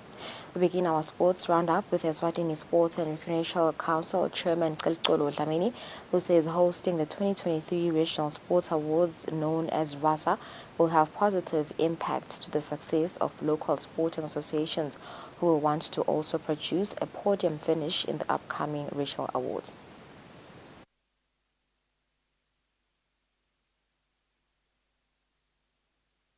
And in our sports roundup, we begin with the chairman of the Eswatini National Sports and Recreation Council, Kusile Dlamini, who believes hosting successfully the 2023 Regional Sports Awards, known as RASA, will have a positive impact on local associations as they will work tirelessly to ensure that they get podium finish in next year's awards. Nesiqiniseko sokuthi ama-associations siwasekele kubeke ngisho nayo enye imisekela ngaphandle noma ngabe ifuna ukuphumela ngaphandle. Sicabanga njengoba basho minister thina siyibhodi siyajabulela kakhulu and siyatibongela ngoba uchazile ukuthi kulo mnyaka eminingi endlulile ubone eMaswati angenisa ama-medals. Moving on in Paralympics, the Eswatini Paralympics Committee President Madalitso Mtine says the committee is set to begin different activities that we see different sporting games under the committee being played in the country. So the biggest challenge right now is just finding sort of sponsorship and cling onto para sport, so to speak, because most people are very used to, what do you call this thing? Able-bodied sport.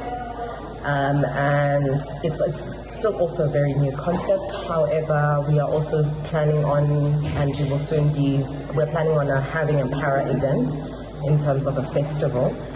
We're hoping that either sometime in August or September.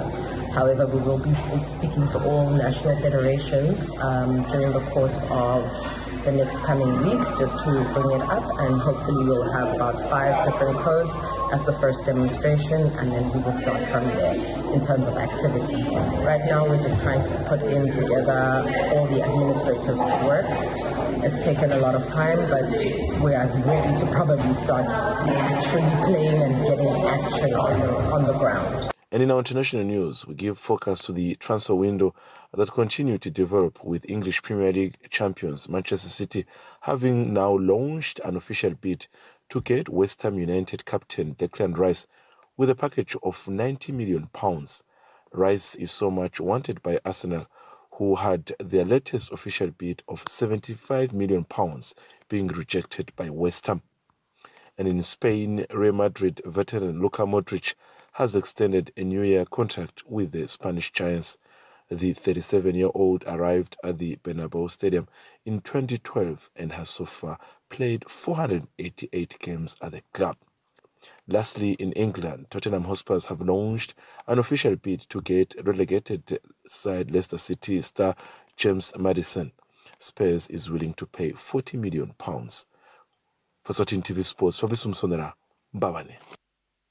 It's 23 minutes after 7. We've come to the end of our news bulletin. Thank you for staying with us. Let's take a break. When we return, we'll take a look at international news.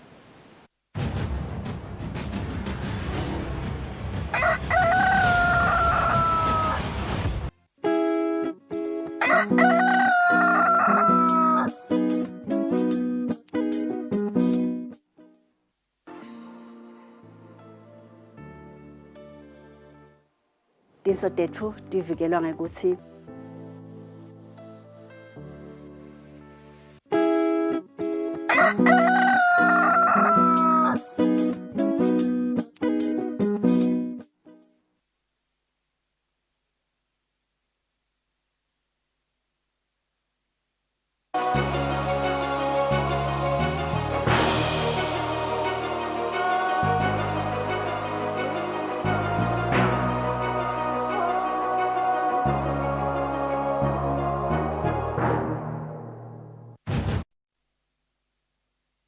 quick look at some of the leading stories from the international front. We start with this one coming from Sierra Leone, where the President Mada Bio was sworn into a second term just hours after the country's electoral authority certified his victory at the polls over the protests of rivals affecting Africa and Europe, including Russia's invasion of Ukraine. South Africa has faced criticism for its neutral stance on Russia's invasion of Ukraine and has refused to condemn Russia, instead calling for dialogue between the warring countries. Yes, and earlier in June, South African President Cyril Ramaphosa was part of a delegation of African leaders who met with Ukrainian President Volodymyr Zelensky and Russian President Vladimir Putin in Kyiv and Moscow, respectively, in an attempt to broker peace talks between the two countries. Yeah, those were some of the leading headlines from the international front. It's 29 minutes after 7. Let's take a break. We'll be speaking to Dr. Pepile Lesbadi, clinical psychologist.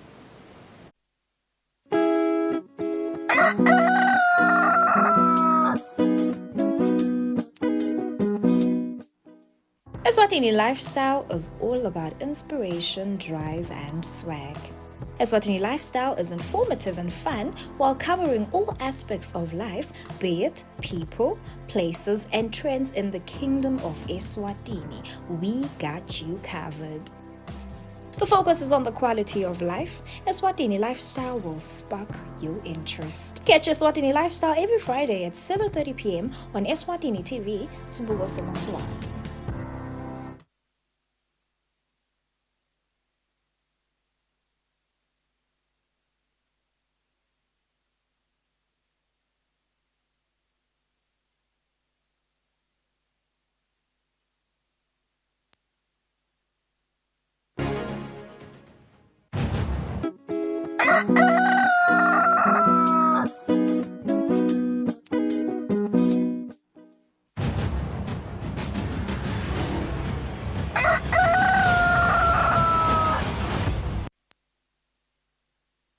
32 minutes after 7, welcome back to the program. Medical professionals have said that substance abuse and mental health are linked because psychological effects of drug addiction, including alcohol, cannabis and cocaine, cause changes in one's body and brain. A careful balance of chemicals keeps the cogs turning inside your body.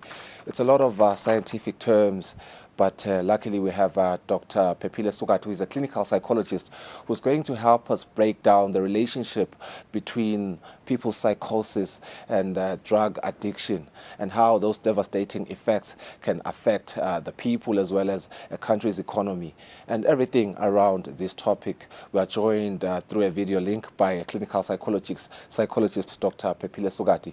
A very good morning, Mstimelo Mnyama. Sibonga kakhulu isikhathi sakho lomhla ekuseni.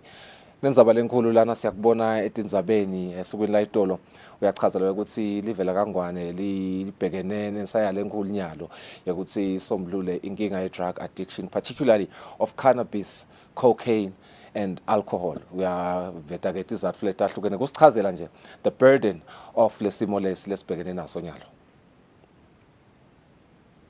Oh, okay. It's a good morning. Thank you for having me. Ngivusele bonke lababukele luhlelo le-KBS this morning. So basically, ngicela ukuthi sibuyele emuva kancane nje. On Monday, on the 26th of June. So basically, lelanga lelabekwa nguhlangene WHO ukuthi lilanga lapho kubuketwa khona tindzaba te-drug abuse. So basically, on the 26th, or on Monday, it was the International Day commemorating, like, so basically lelanga lele is not like because we are encouraging people to say abasebenzise drugs, or we call it substances when coming to the clinical term. So but we are saying we are creating more awareness around those issues per se. So lelanga lelo, like this year itimi yakhona beyisi people first, they stop stigma and discrimination kubantu labasebenzisa drugs. And the theme, it speaks to the point of what it has been discovered ukuthi esikhathini lesiningi abantu labasebenzisa drugs, then they find themselves having difficulties going out to seek for help because banayo ukuthi siyofuna lesito, even ngama-psychologists, bese-psychologists atshela emaphoyisa yabo, because it has been attached to the point ukuthi like it's a criminal offense. So the team is saying, let's just stop the stigma and discrimination. Let's accept these people. So accepta kanjani? Accepta ngokuthi sizame ku-understand ukuthi yini yona le drug abuse. What is it? What is it? Is substance abuse. So basically, nasikhuluma nge-drug abuse, we're saying ukuthi in the clinical term, we're saying it's a chronic relapsing condition. It's a long-standing condition, so we need to take it like any other condition, like especially mental health. So we will say it's when the person starts using substances. Substances, we're saying it's anything that you can take. Look, would disrupt your functioning somehow, but then you find ubantu bese sebakhanda ukuthi bafika esigabeni sokuthi sebakuthatha kakhulu per se. So we say now it's a problem, it's an abuse or it's a disorder when you find that person akasakhona ukuphila without those substances. Yeah. Akasakhona ukufunctiona ekhaya without those substances. We then say ukuthi it's now an abuse or is a disorder. So in the drugs, we say it's something that you start involuntarily. So by you starting involuntarily, then it then affects the brain. It affects the brain, then it changes, or it changes the way when the system at the brain and the color coming through. But you say once it starts as in disrupting in your functioning, your school performance, it's now a problem. when you feel like ukuthi ngeke ukhona ukubhala i-test lethide ngeke ukhona ukuperforma esikolweni ungakasebenzisi like ama-drugs, you say now it's a problem level, it's an addiction. So it disrupts the school performance, it also disrupts the work performance because we do get other even nabantu abasebenzayo who get to use drugs per se. But when you start as in absenting yourself emsebentini, kancane soyalova like awusakhona ukuvukela emsebentini, and it also affects i-performance yakho emsebentini, and it also affects your life, like your family life. We say ukuthi logo is now a problem per se. So basically, in short, like but we now burden, we won't have a specific figures per se within in Ghana what's the burden, because I think logo it needs to be done like research per se. But kuna research lesiyibonile iphuma like that's being as in published at beginning of the year lebe ikhuluma nge-cocaine in Eswatini, where they were estimating was around 14,000 people are using cocaine in the country. So logo we can talk about it because it's something that has been published. But like we are seeing an increase in kind of people coming through, especially with cannabis, which is the marijuana, and we're seeing alcohol problems, especially with the working group or two kulabantu labadzala per se, where khona ukuthi abasakhona ukuperforma kahle emsebenzini sebalethwa umqashi esibhedlela ukuthi bafune isito because like their performance ayisasi kahle, bafika emsebenzini badzakiwe, they absent themselves emsebenzini, like sekucala ku-interferisha like the work. Yeah. Msimelo Mnyama, lama negative symptoms maningi laba lenwabala kuma medical professionals. I think lenye yawo ihambelana nabo BP, bo high blood pressure. Engabe ni psychiatric center tinombolo tebantu that flock that center, particularly this year, sesibuka nje mabom this year. Tihamba kanjani nje niyabona invele ukuthi baba nawo lama negative symptoms lawa lafaka ekhathi labo blood pressure nalawa lamanye libosowabala. Yes. You will say, we do have statistics, but now I don't have it on hand because it's statistics that was being controlled by the registry department. So we do have, because like in the substances, it doesn't affect, we say it affects the body, like umtimba per se, so we do get like maybe uncontrollable blood pressure, which is hypertension, because like substances. So we need to then get into the point of double counseling and stuff. Reduce so that it reduce even the body functioning per se. So it affects like different things, like how substances and drugs affect I would speak kakulu mental health because that's my area of expertise. So mental health, they were saying that drugs are basically affect the brain per se or the mental health. We say who other patients we cannot say what comes first. Is it the mental illness or it is the substance abuse? So we say substance or drug abuse, they can predispose the person to have a mental illness, or they can precipitate an existing mental illness. By precipitating an existing mental illness, we say we know about our mental health. We say most of the conditions, mental illness, like with their genetic per se. Here you are, you're not sure about the whole history of the genes, like as a kind. Then you start using the cannabis. We say, then the cannabis then starts as in provoking that mental illness, because you have that genetic thing. So we say it precipitates that, or it predisposes umuntu to involve kanjalo. So then it goes to my effects. When you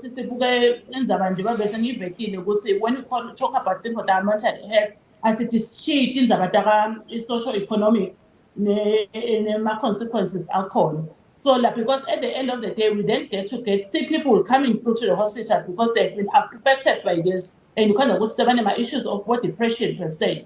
So like people get it affects in a way because the people they start losing their jobs.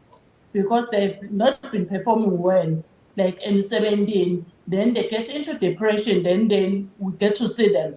And now lanzelela the history, you want to there's an issue of like maybe alcohol or any other drug abuse, and it also gets to the point challenging my financial, those people that get into my financial problems.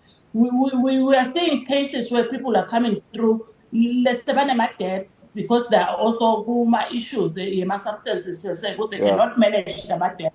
You remember like when I describe current inzaba yama-substances ama-drugs kuthi kanje kuthi this is a chronic relapsing condition, then it makes you to crave. Then when you crave, like then you get into this behavior sokuthi sothatha nemali yekugcina because you want to feed your craving, ufuna kusebenzisa lama-drugs so sothatha nemali yekugcina. Or if you have got access to loans per se, then you get to the banks or to other people naboshayela uboleke imali yabo, then you end up getting into my financial challenges. So basically those are the main things. Then bese sesibona nalabanye abantwana especially basho ukuthi in most cases behavior or this behavior drugs it starts like adolescents as from youth, then bese khona ukuthi the behavior bese bonke bakhula nayo. Then you get people like khona ukuthi bese babe drop out from esikolweni because of my issues my drugs. So basically I can summarize those are the main effects my substances or my drugs when coming to mental health. Senguhlaba nje lwimi ngifuna highlighta lama devastating effects losowabalile umention abantu ukuthi bathi tfola sebayakuboshaya lokho labanye sebakhuthuza abantu bebata imali just so they can find lelo drug labalitsingako ukuthi behlise leyo craving leyo ubala nalama effects ukuthi labanye bakhanza ba drop out esikolweni. Devastating effects le nawubuka indzaba yokuthi uthi ni yasicugutela ukuthi kungabi nestigma to ama-addicts. It is quite a complex situation to deal with ngoba here's a person lonebantfana lova ngathi okay umfana wami so kopanaku kulo muntu lo addicted, and then here's another person lova ngathi no, now I'm being a victim sengatshelwa imali. Yabona lo ukuthi sekuba likhulu ukuthi singabi khona le stigma, but ngiyafuna lo kuva ukuthi then how do we deal with this situation whereby fine, we don't want to judge these people as fun kuthi stigma because it makes it harder for them to reach out for help, but ikhona a certain percentage yabo who are not even looking to get the help. I'll make an example. In South Africa, there's a smart guy who's on the streets, famously known for attending University of Johannesburg. This guy is a beggar, and he's addicted to drugs. They've tried to help him, but Mendisangshema voice over for some of the biggest television stations in South Africa. They gave him good money, they cleaned him, and he relapsed, he went back to the street. It's hard to charge him because we have the empathetic side of humanity, but there's also this side where we go to this person uyalitfola lo sito alithathe kancane phinze abuyele le ukhanze ukuthi sekunema stories ukuthi sowukhuthuze abantu nokuthi so actor funny on the streets naleli side nje ukuthi he's back there on the streets. How do we deal with this situation, because it is not as easy as just having a conversation?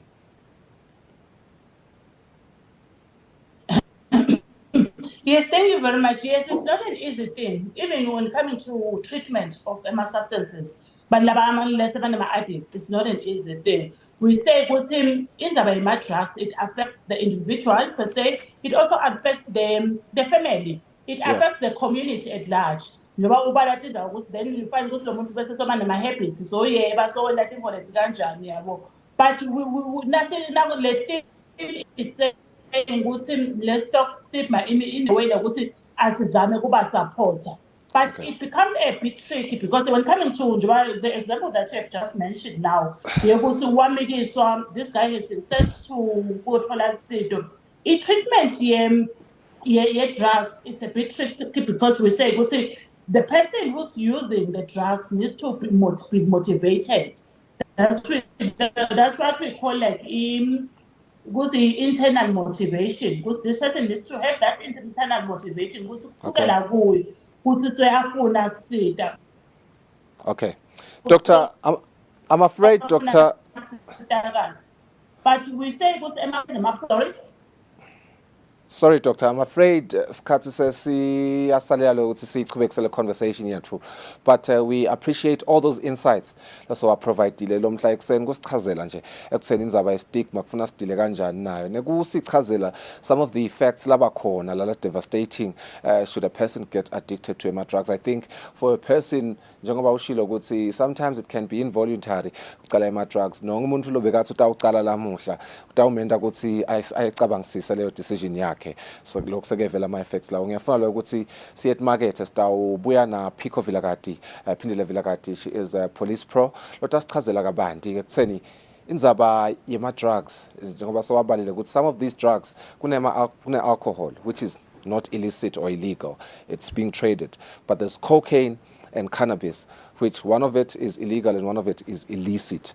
Siyafuna ke lokuva ukuthi bangemaphoyisa basalwa nayo indzaba ye drug control akuphe ama hotspots for these kind of drugs, particularly cocaine, because 14,000 is an alarming number. So bahlole market nasibuya utasipha insights on that regard.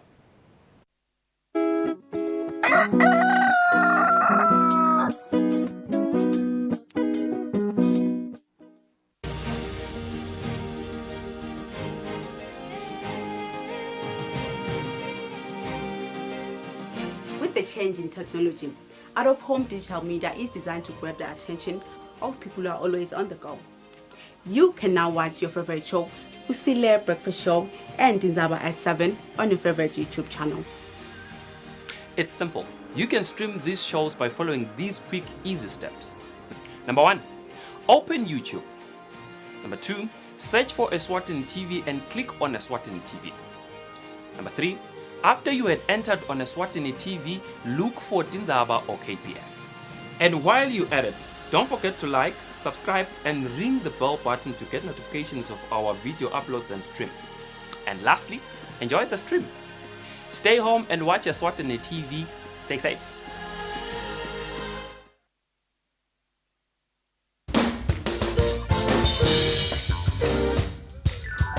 Hallelujah, Tumusani Simakadze, Mfumuseni ngekushaya icilongo, nimfumise ngehabu nangedigitali, mfumiseni ngetikupu nangekugidza, nimfumise ngetinzambo nangelithusi. Sengiso lesi sikhatsi, it's another season, lapho khona sidumisa khona uNkulunkulu wemazulu. Hlanganyela nathi ekudumiseni uNkulunkulu lapho emakhwaya lasathuthukile nalawo lasafufuza aletha imvumiso uNkulunkulu wemabandla.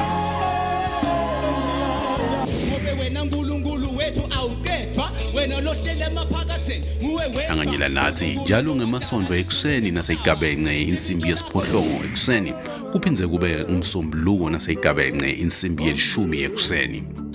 We praise. To God be the glory.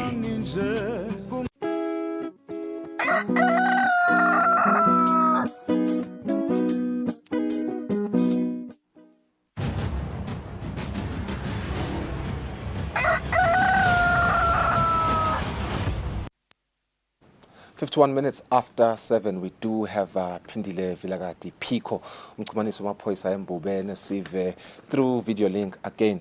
Lota sichazela kabanti ngana indzaba besikhulumisa na clinical psychologist Dr. Phephile Sukati.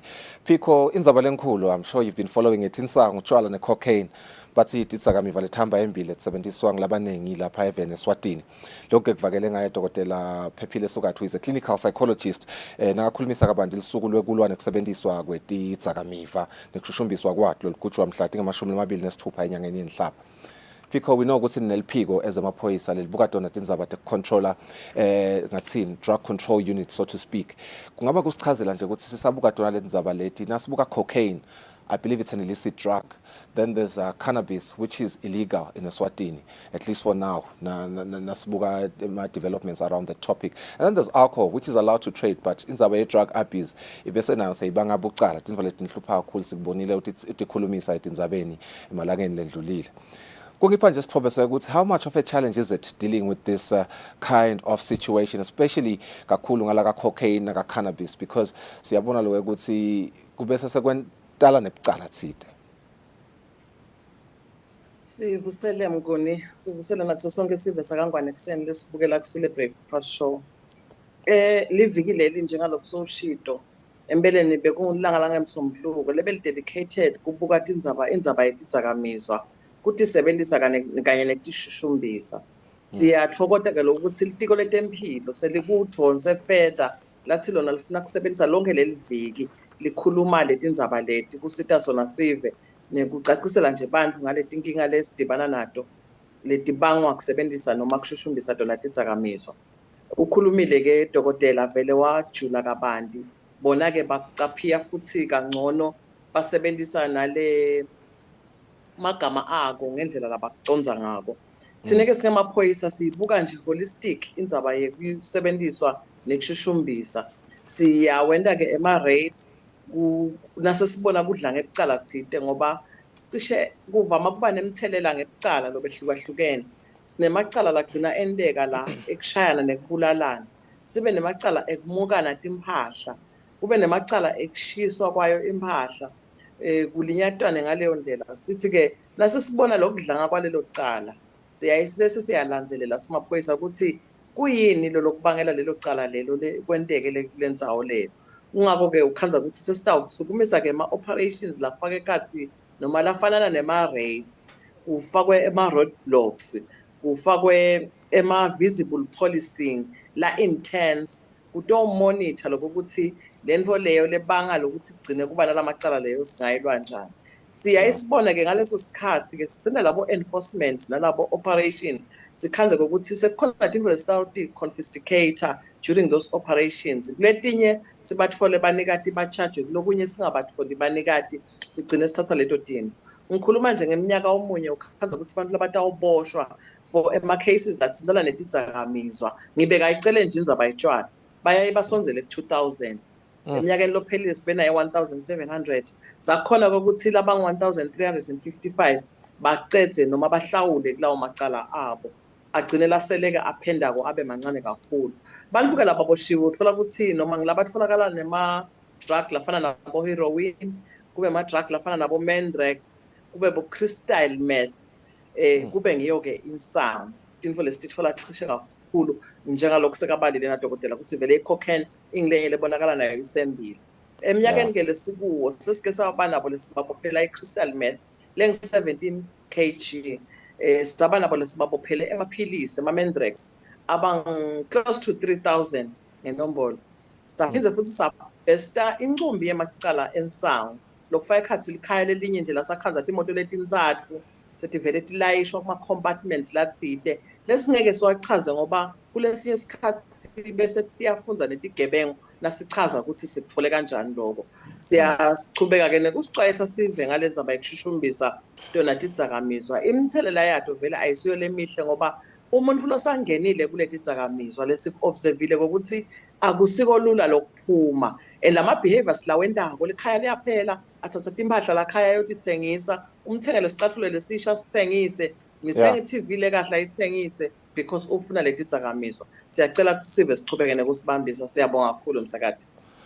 Phiko i-concern leba yinengi kakhulu ivame ukuchamuka from batali. Batali ke basaba ukuthi bantfu ababo batawutikhanza bakungenelela letinfo leti ukhanza ukuthi sebayabathenga labo mandrax nalabo heroin lo bavetako. I think imibuto lababanayo ukuthi akuphi lama hotspots lawa engabe are you free to give us that kind of information, Phiko?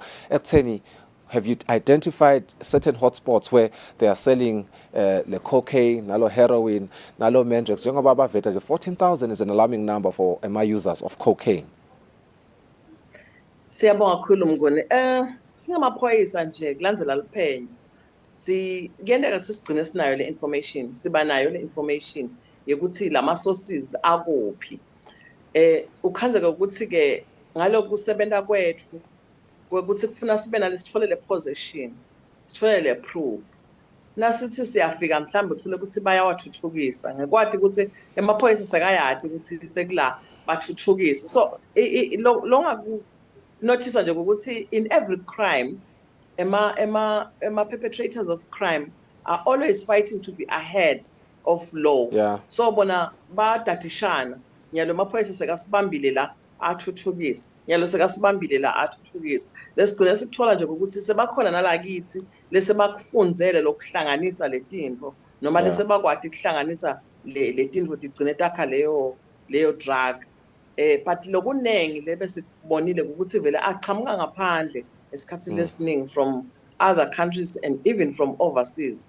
Nalamanye futhi kanjalo aphinda asuke kithi, especially in the form of i-cannabis ihambe ke iye kulamanye amave. So i-exchange nje lento kuba nale networking le nathi lokunye sigcina sikudiscover ukuthi i-signage yakhona uyibona ngani ukuthi ikhona la kule ndzawo le, ubona ngani ukuthi kunale type of drug kule ndzawo le, sikulandzelele kulamanye siwa-approve kulamanye agcina ngabi successful.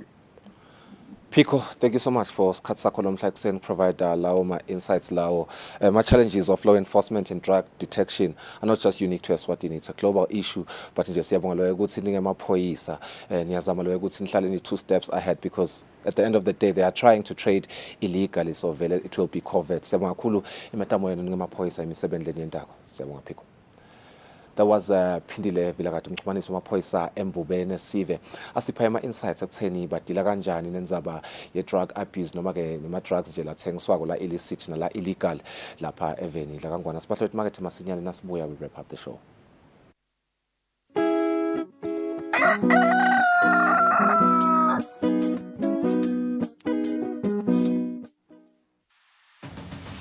What do you think the best part of traveling is? Is it the food, or is it the conversation, or is it the sights and sound? If you're ready to explore, we are ready to show you the best way how.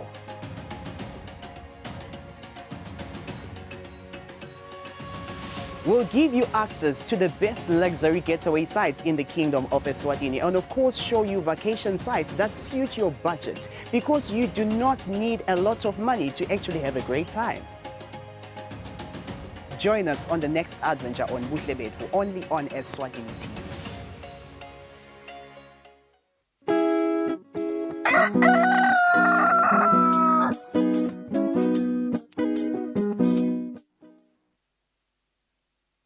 Right, we've come to the end of our program, but before we end it, Lungelele, I think it's only right to highlight ukuthi livela kangwane lihoste umhlangano lomkhulu, umhlangano wakasakho. It's actually 3 meetings. Lots Minister Reikenberg utile lapha ehlelweni last week.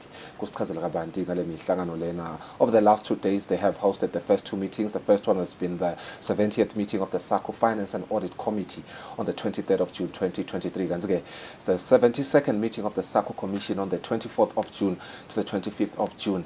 Nayo was hosted. The 49th meeting of the SACCO Council of Ministers on the 27th Itolo. The 28th of June 2023. Tomorrow on the 29th of June, His Majesty Cherish SACCO Summit letavula officially nayo kanzela ukuthi ke sitakumla ukuthi banjanjalo umnyaka and chairmanship rotational bheke ukuthi nayo ngonyama hand over chairmanship to the Kingdom of Lesotho. Yeah. I believe there will be a live broadcast probably tomorrow. So ngone lomuhle uboy gatsa ngoba umhlangano lomkhulu lona livela kangwane liyatichinga kakhulu ku-hosta umhlangano lomkhulu anga. We've come to the end of our program today. Do join us again tomorrow for another exciting program. Otherwise